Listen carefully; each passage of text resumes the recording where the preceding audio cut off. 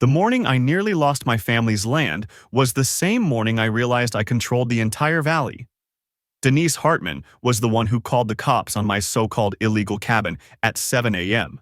Sirens tearing through the fog while smoke from my chimney tangled with diesel exhaust.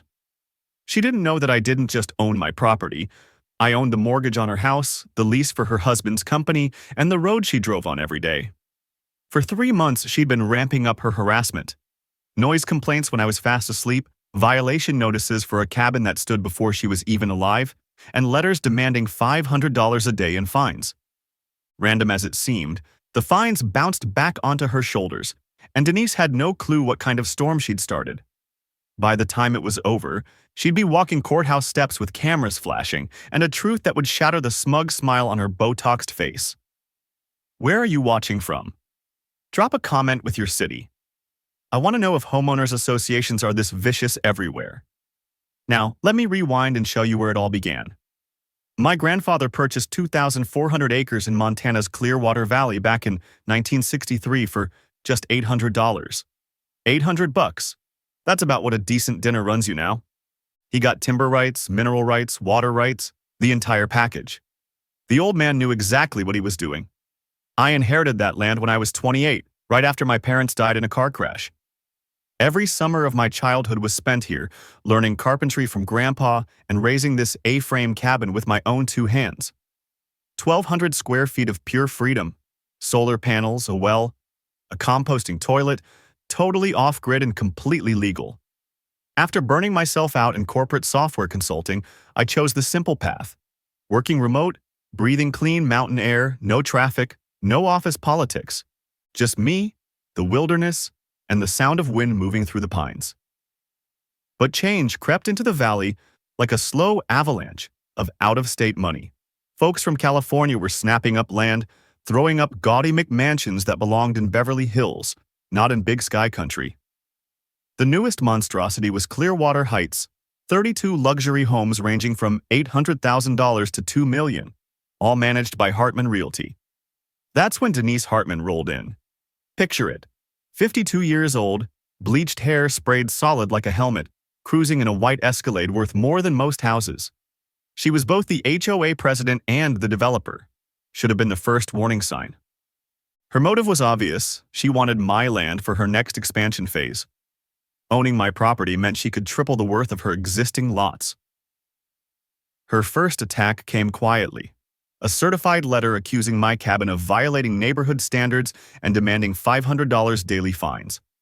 The letter was printed on paper so smooth it felt like silk, a stark contrast to the honest, rough-hewn logs of my walls.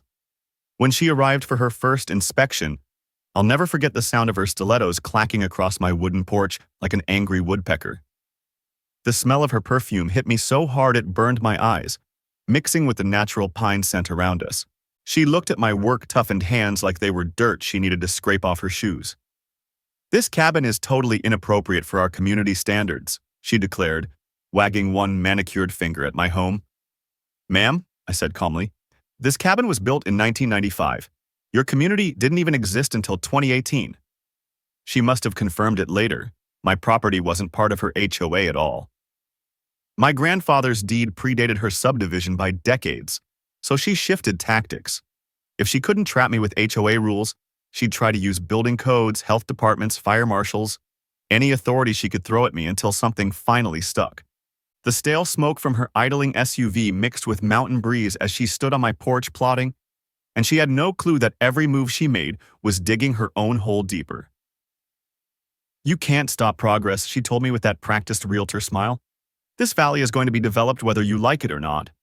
I watched her drive away, her Escalade throwing dust on the gravel road my grandfather carved with his own hands. The sound of her engine disappeared into the distance, replaced by the hush of pine needles and the cry of a hawk circling overhead. Denise had just declared war on the wrong family.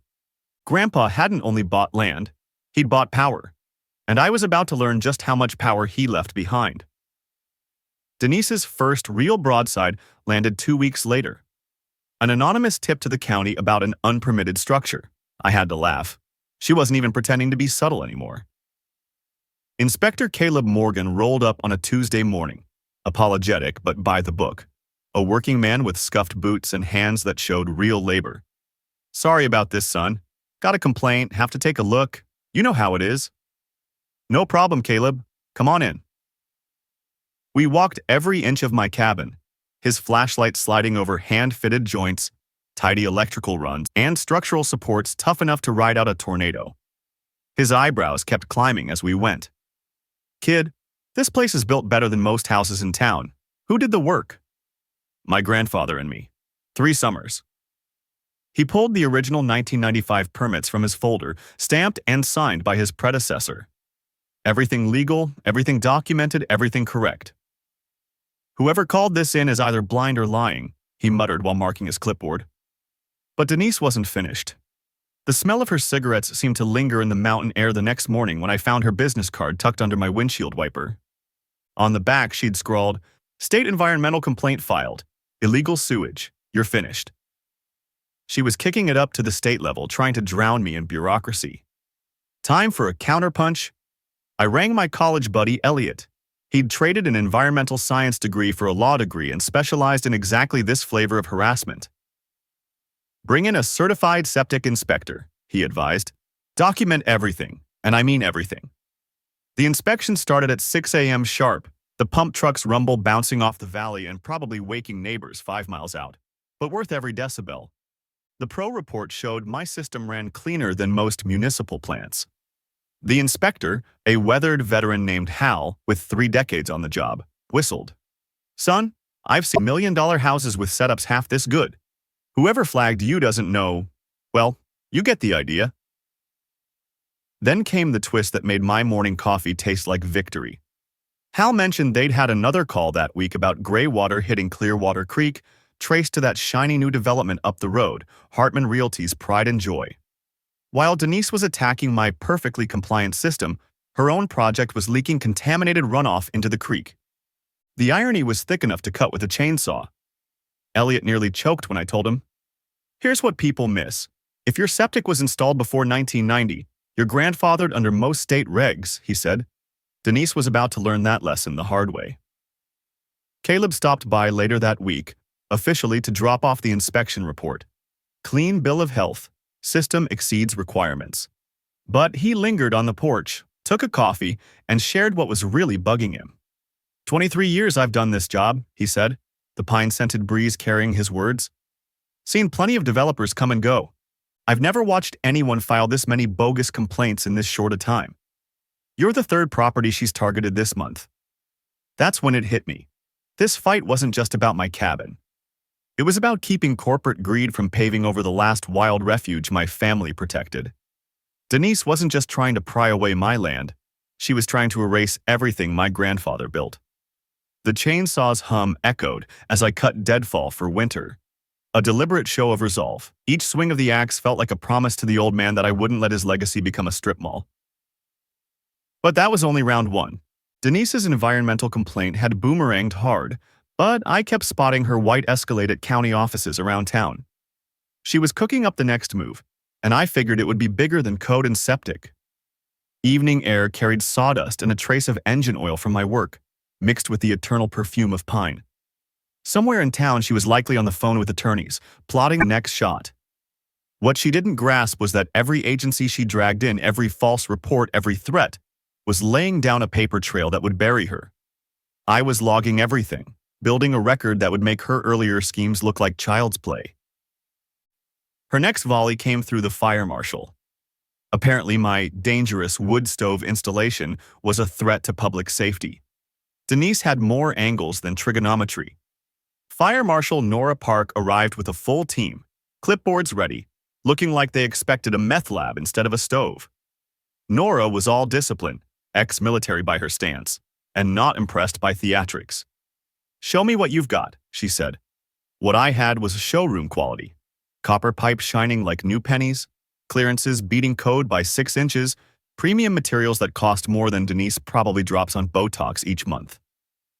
Nora's crew photographed, measured, tested airflow. "Mind if we use these photos for training?" she asked. "This is textbook, better than most pro installs I inspect." Still, Denise kept climbing the ladder. She filed with the State Department of Natural Resources, alleging I ran an unpermitted commercial timber operation. It would have been funny if it weren't so malicious. I was cutting deadfall for personal heat, like picking up sticks in your backyard. DNR agent Luis Alvarez had to drive 2 hours from Helena to explain to Denise again that landowners can manage their own forests. "Ma'am, this is the 5th call from you this month," he confided as he wrapped up. He was clearly out of patience. "Mr. Carson here is within his rights. Removing deadfall improves forest health." While Denise burned state resources on nonsense, I started dissecting her business. What I found made that coffee taste even sweeter. Hartman Realty LLC had some interesting money flows. Denise was taking development consulting fees from buyers while never disclosing that she also ran their HOA, a textbook conflict and potentially fraudulent. She was double-dipping, getting paid to sell the lots and getting paid again to consult on restrictions. Most folks don't realize HOA board members must disclose financial interest in any community deals, Elliot told me when I laid it out. Denise was about to learn why those statutes exist. That's when the town started closing ranks around me. Hank, a retired logger living downstream, confirmed Denise had leaned on him to sell, offered him half of fair value, then muttered about eminent domain when he refused. At Rosa's diner, Rosa Delgado, who'd fed 3 generations of Valley folks, shared her own nightmare. Denise was seeding rumors about health code issues to push her into selling. 30 years open, not a single complaint until she showed up, Rosa said, pouring another cup of coffee with the kind of precision that comes from decades of service. The real surprise was Evan Lee, a newer resident who'd bought into Denise's subdivision thinking it was a bargain. Turned out he'd been overcharged by $50,000, with Denise pocketing the difference through consulting fees. The buzz of my chainsaw became a daily metronome, splitting firewood with deliberate resolve. Each crack of a log felt like sending a message across the valley. The scent of sawdust mixed with engine oil in Hank's workshop as we mapped our response. "You know what grinds me?" Hank said, thumb tracing a worn axe edge. "She flies in here with that shiny car and pasted-on grin. Thinks she can push around families who've worked this land for generations." Rosa nodded, wiping the counter with practiced care. "My granddad built this diner in 1952. Fed loggers, ranchers, people who use their hands. Now she wants to turn the whole valley into a theme park for the wealthy." But Denise's campaign wasn't slowing. I kept seeing her escalate outside the courthouse, afternoons spent stirring up whatever angle she could. She had the persistence of a telemarketer and twice the moral flexibility. What she didn't see was that every office visit, every false claim, every threat was more evidence for the pile I was building. I was documenting with timestamps and receipts, crafting a case that would make her earlier harassment look like a friendly nudge. Evening fell with wood smoke curling from my chimney, blending with the timeless pine. Somewhere in town, Denise was plotting the next round. But now I had allies, proof, and a clear understanding that this was bigger than one cabin. This was about shutting down a pattern of abuse that had gone on long enough. Denise's harassment campaign climbed to new heights of desperation over the next month. Sheriff's cruisers became a near daily sight on my driveway, lights flashing for wellness checks that never amounted to anything. Noise complaints filed when my cabin was dead silent. She even went as far as calling Child Protective Services, claiming my living conditions were unsafe for kids, even though I lived alone and the nearest child was miles away. The tipping point came at 11 p.m. one Tuesday, when Deputy Harris pulled up, red and blue lights splashing across the frost. His boots crunched the gravel as he approached, embarrassed. "Domestic disturbance report," he said. I stood there in pajamas, the dark cabin behind me, no one else for miles. "Deputy, do I look like I'm disturbing anyone but myself right now?" He sighed, scribbling notes he probably wouldn't bother filing.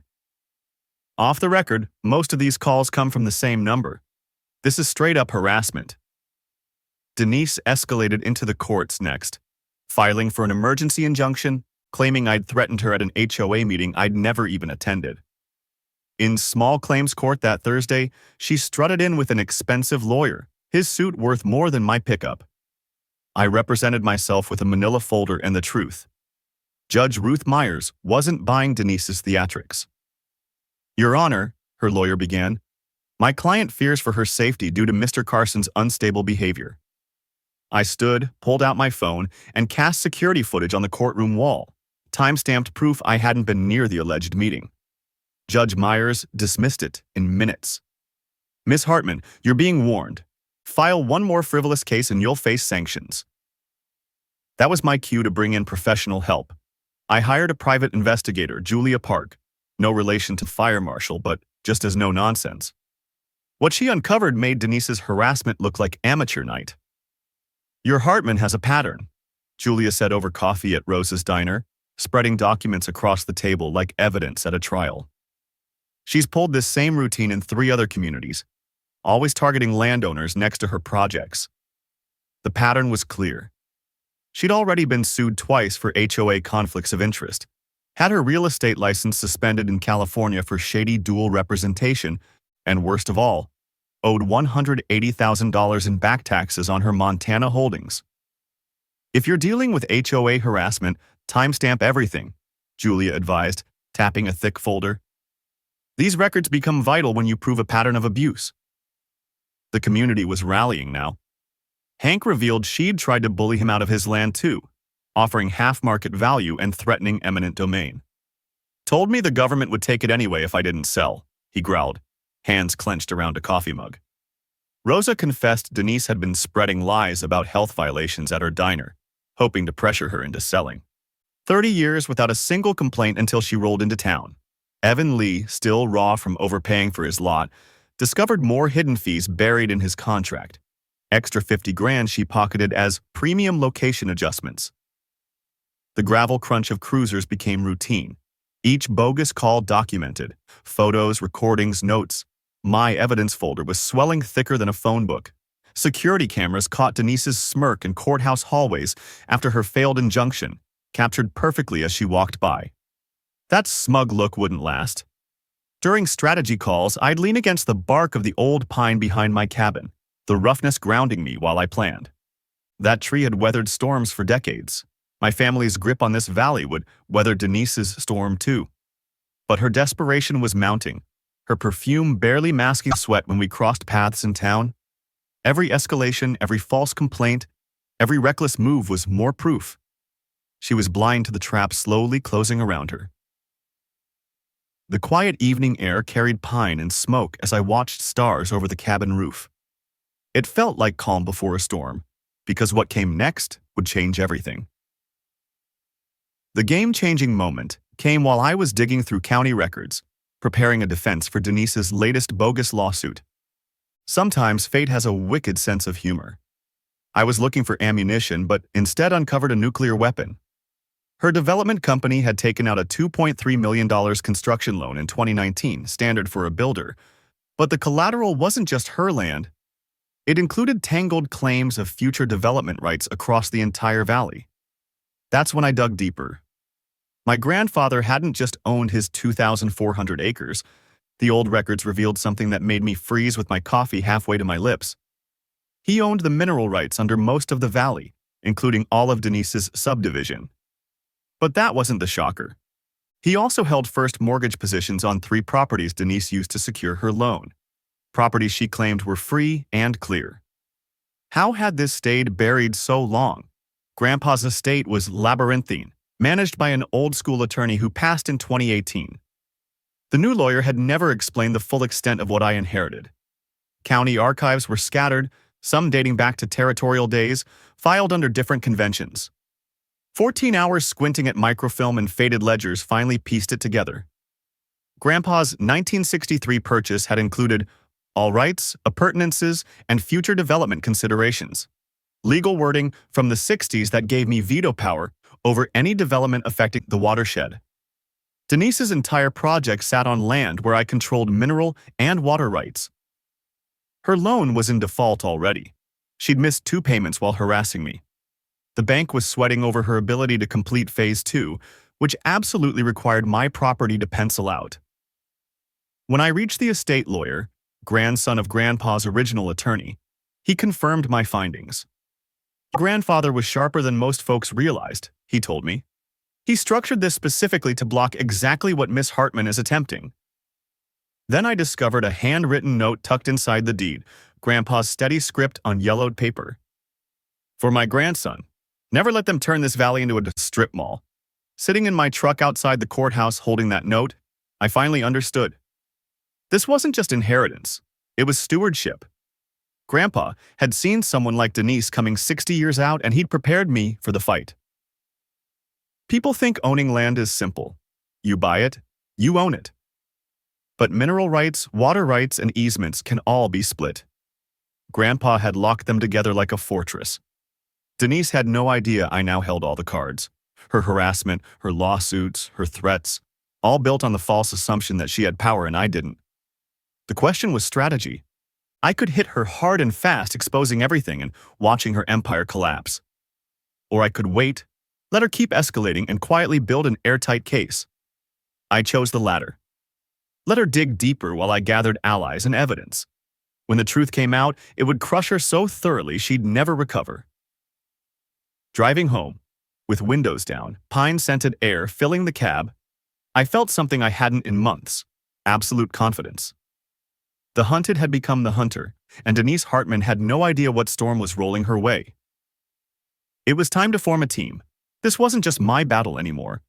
Her schemes had hurt too many people. I pulled together my estate lawyer plus Elliot, my environmental law buddy. Brought in Rosa's nephew, Victor, a forensic accountant who tracked shady money through shell companies. For community backing, Hank, Rosa, Evan, and 3 other neighbors who'd all been harassed by her games. We met after hours at Rosa's diner, coffee brewing, pies cooling, legal papers spread across tables, worn smooth by generations of locals hashing out important decisions. Tonight, those tables would host the planning of Denise's downfall. Phase 1, Elliot explained, sketching diagrams on napkins. Let her keep escalating while we document. Phase 2, reveal just enough to make her panic. Phase 3, go public, with full evidence and media present. The moves began right away. A quiet title action to clarify my land rights, forcing Denise to respond under oath. A formal environmental impact review. For her Phase 2, knowing I had veto power. A complaint to the state real estate board about her undisclosed conflicts of interest. Victor's forensic work uncovered the rot. HOA dues, funding her personal legal fights, properties double mortgaged, over $300,000 in liens from unpaid contractors. At one evening meeting, steam rising from coffee cups between us, I explained what many landowners don't realize. Mineral rights can be worth more than the surface itself. Always check your deeds. Families often own more than they think. Community organizing surged. Weekly coffee meetings at Rosa's turned into strategy sessions. We built a shared legal fund. Most importantly, we planned to pack the next HOA meeting as a united front. My cabin became evidence central. Security cameras on every corner, professional audio recorders for every future exchange with Denise. I even hired a surveyor to create detailed maps proving my property lines and rights, every threat, every complaint, every intimidation, recorded with precision. Elliot laid it out one night, tapping the stack of statutes. HOA board members who profit from deals have fiduciary duty. Violate it, and they're personally liable. He smiled. She's cooked. I found myself visiting Grandpa's grave more often, whispering promises to guard the valley he entrusted me.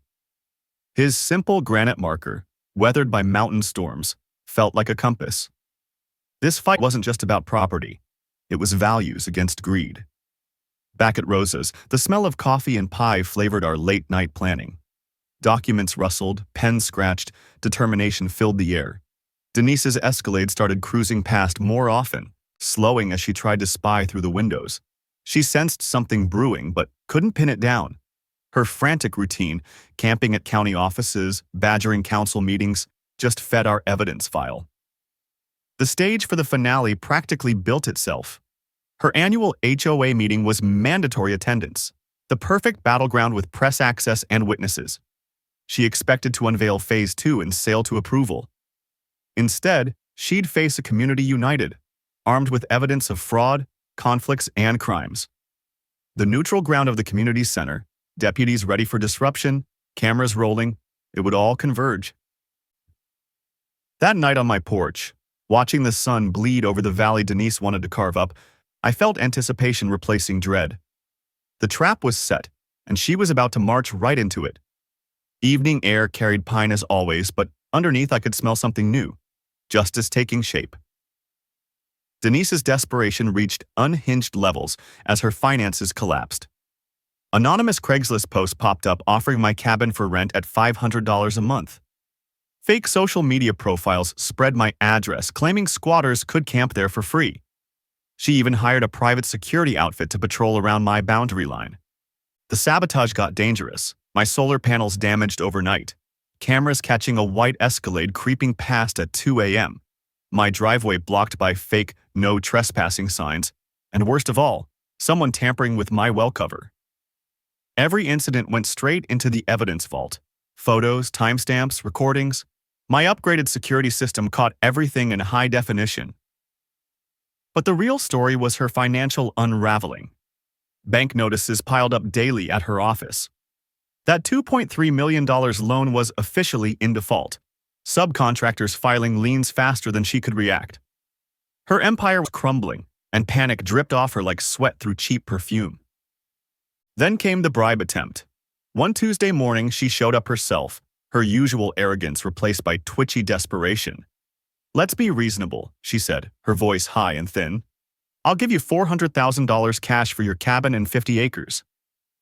When I refused, she upped it to $600,000, then $800,000. Her final offer nearly made me spit coffee. $1.2 million, an assumption of all legal fees. I kept my voice calm, recorder running. "I appreciate the offer, Denise, but this land isn't for sale at any price. Though, if you'd like, you can buy my approval for Phase 2, for $5 million cash." Her face cycled through confusion, rage, and terror in seconds. "What are you talking about? You can't block development. You're a squatter with delusions." I leaned in. "What do you think your investors will say when they learn about your finances?" Her pupils blew wide with panic. Meanwhile, the community pressure was suffocating her. Other residents discovered she'd padded HOA budgets to bankroll her legal mess. Evan unearthed hidden deed restrictions she'd concealed when selling him his lot. Hank's taxes mysteriously spiked after he refused her lowball offer. Clear retaliation. Her PR attempts spiraled. Facebook rants about dangerous squatters. Letters to the local paper claiming my cabin endangered property values miles away. Fake reports about unsanitary conditions. My counterintelligence was airtight. Julia, the PI, traced every anonymous post and complaint back to her devices. Elliot filed surprise water quality tests. My land had the cleanest readings in the valley, while her development showed contamination. Screenshots exposed her army of fake accounts. But the sweetest hit came when I tipped the bank about her harassment undermining collateral value. My land. Elliot filed complaints about her creek contamination. The state real estate board opened a formal probe into her undisclosed dual roles. Her paid security even damaged my property, all caught on camera, adding fuel to my legal arsenal. Her once pristine appearance frayed. Designer clothes wrinkled, makeup sloppy, the Escalade dented. Desperation was written all over her. "If someone's hounding you over land, always check for financial motives," I told Rosa one night. "Desperation makes people leave trails." My chimney smoke curled deliberately, a signal I wasn't going anywhere. Somewhere in town, Denise was burning phone lines looking for an exit that didn't exist. Her last gambit was both absurd and criminal. Forged documents surfaced, claiming my grandfather sold off development rights in 1987, 24 years after he bought them. A fake environmental study appeared, blaming my septic for contaminating groundwater across 3 counties. And the crown jewel. An attempted restraining order claiming I'd threatened her during a confrontation that never happened. The forgery unraveled instantly. My estate attorney laughed at the supposed signature. Not even close to his handwriting. The notary stamp? From a notary who died in 1985, 2 years before the alleged signing. Paper dating confirmed it had been manufactured recently. Denise literally tried to forge history. Her environmental fraud was just as sloppy. The impact study pulled data from the Bitterroot Valley, 200 miles away, a completely different watershed. Lab results showed my water cleaner than 3 nearby towns. The restraining order hearing was her low point. She paraded a witness who had never met me. I played 6 weeks of security footage showing no contact at all. Judge Myers dismissed it instantly, ordered her to pay my fees and warned, "One more of these and there will be sanctions." But her smear campaign backfired worse than any sanction. The local paper investigated and exposed her pattern of false claims. Environmental groups rallied to my side, framing this as a fight for rural land rights. Social media turned on her. Scientists mocked her fake report. Her sock puppet accounts were banned. Even her own buyers turned against her. The bank called her loan due. The IRS slapped liens for $180,000 in unpaid taxes, and her license was formally suspended pending criminal charges. We prepped the finale with military precision. Documentary filmmaker Naomi Lee, Evan's sister, came from Seattle to capture it. Elliot drafted a case file of her environmental violations that read like an indictment. Victor built financial presentations that could make a federal prosecutor grin. Hank rallied his Vietnam vet buddies, men who'd fought land grabs their whole lives. "Seen this playbook before," Hank said. "Developers push locals, steal with loopholes." Time someone stood up. Rosa cooked pies and brewed coffee for the meeting turnout. "Food brings people together," she smiled. Evan organized a class action for overcharged buyers. Denise tried to derail it, attempted to cancel the HOA meeting, illegally, tried to bar me from voting despite my mineral rights, even stacked the room with hired shills who stuck out like sore thumbs. None of it mattered. The stage was set at the community center. 150 residents jammed into a hall built for 100, tension buzzing like static. News cameras rolled in the back, deputies stood at the exits, Naomi's lenses capturing everything. Denise took the podium, her lawyer beside her, hands trembling as she clicked her slides. "Tonight we'll vote on Phase 2 expansion, bringing progress and prosperity to Clearwater Heights," she said, showing glossy renderings of mansions carved into clear-cut hills. "This illegal cabin," she added, flashing a photo of my home, "is holding our community back. The board recommends eminent domain." I rose. "Point of order. I'd like to address the assembly." Her face flushed red. "You have no standing. This is private." I pulled out the mic I'd brought. "Actually, I do. Would you like to see my mineral rights documentation?" The chant began with Hank's vets, "Let him speak," and spread through the room until Deputy Harris intervened. "This is still America, ma'am. Let him speak." I connected my laptop. My grandfather's 1963 deed lit up the screen. "Ladies and gentlemen, Denise has been trying to steal land she never had any claim to. My family owns the mineral rights, water rights, and development veto. She needs my permission to expand. She never had it." The room erupted. Denise screamed, "Those papers are fake. He's a squatter, a terrorist." I calmly clicked to the next slide. "Let's talk about threats." Then the avalanche hit. Elliot laid out deed certifications. Victor showed embezzled HOA funds, unpaid liens, and double mortgages. The environmental case showed her contamination, while my water tested pristine. Hank stood, his voice booming. "She tried to cheat me too." Rosa followed. "She used community money for her lawyers and tried to bulldoze my diner." Evan's revelation shocked even me. "She overcharged me $50,000, called it a premium fee. It was theft." The knockout blow came when a man in a dark suit stood. "I'm Martin Cho from First National Bank. Miss Hartman's loan is in default. Her collateral is insufficient. This gentleman owns the mineral rights under her entire development. Phase 2 is impossible." The silence was broken by Denise's meltdown. She screamed conspiracies, threatened lawsuits, and in her rage blurted, "Those 1987 papers were flawless. You can't prove they're fake." Deputy Harris stepped forward. "Ma'am, did you just admit to document fraud on camera?" The votes were brutal. Phase 2. Rejected 87% to 13%. Vote of no confidence. Unanimous. Resolution supporting my conservation plan passed by acclamation. Deputies escorted her out, still shrieking. I leaned into the mic. Denise, you just threatened me in front of 150 witnesses and 3 cameras. I think you're finished. A week later, she was in cuffs for fraud and embezzlement. Her properties slid into foreclosure. Her license permanently revoked. The woman who tried to steal my family's legacy was facing years in prison. Legal victories followed. The quiet title confirmed my comprehensive rights. Her company was fined $500,000 for environmental violations, money earmarked for watershed restoration. The HOA dissolved, with Rosa elected as new president. But the real transformation was personal. I decided to stay here permanently. This wasn't just land, it was calling. I launched a conservation easement protecting 1,800 acres, with 3 neighbors joining immediately. It became a model statewide. Rosa's diner thrived as the community's heart. Hank's land value rose 40%, securing his retirement. Evan won back his stolen money and became my closest ally. Naomi's documentary won awards, sparking national awareness. The legislature even passed the Hartman Law, banning HOA conflicts of interest. Her seized assets reimbursed victims. I bought her foreclosed properties at auction, folding them into conservation. The bank tightened oversight. Environmental groups used our fight as a playbook, and a statewide landowner network was born.